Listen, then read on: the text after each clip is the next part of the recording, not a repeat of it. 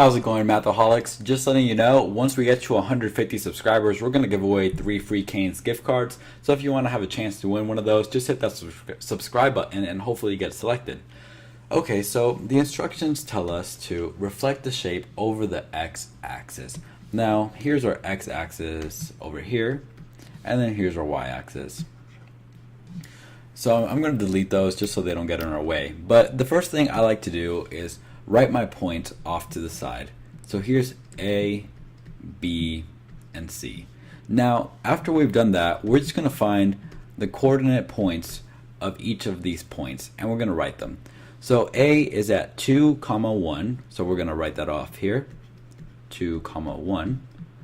B is at 3, 3. And then C is at 4 and 1. Now, how do we reflect this shape over the x-axis?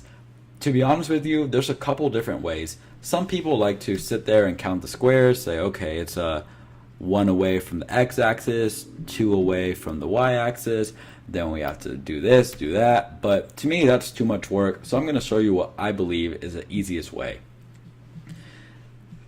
Here we have x, y. All we have to do to reflect over the x-axis is make the y a negative.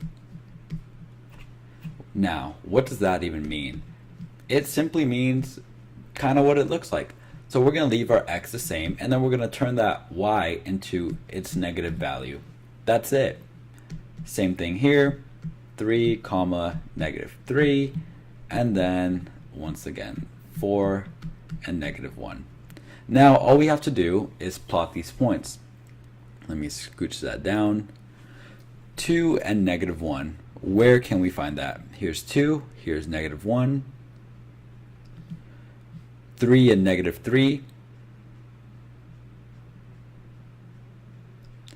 And then 4 and negative 1.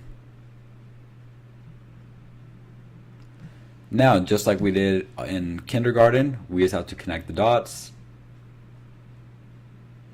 and label our points. This is A prime, B prime, and C prime.